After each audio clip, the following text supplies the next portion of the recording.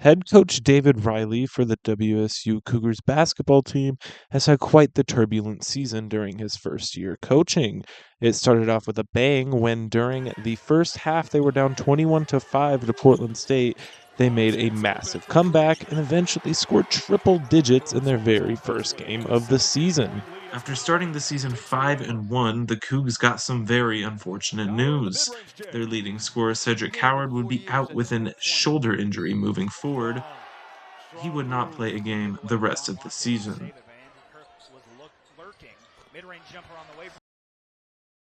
Despite another injury to Isaiah Watts in the middle of December, the Cougs held a 13-3 record at the beginning of the new year with high hopes for the postseason. It was really fun, and I think it played a huge part. We had a couple buckets and a couple stops in a row. The crowd started getting excited, and at that point they called a timeout, I think, and I'm sitting there with our assistants, and George looks at me and says, "Hey, just make sure you get a second and appreciate this because this is cool." And so we both looked around. The whole crowd is going crazy. And it was a great moment. After this, seemingly nothing could go right for the Cougs. They had a stretch of 13 games where they lost 10 of them, headed by a monstrously bad defensive stretch.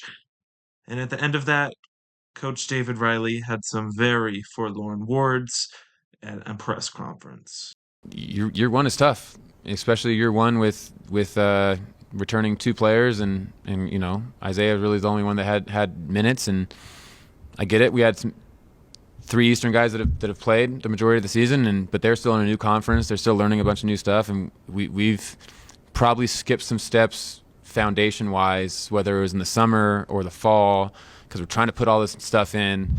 That skipping those steps might have kind of bit us in the butt. We've had a great 3 weeks of practice, and that's finally shown in games last week, and we're coming into the tournament on a winning streak. The Cougs are the 6th seed in the WCC tournament, meaning they'll play the winner of LMU and San Diego. Then moving on, if they win, they will play San Francisco.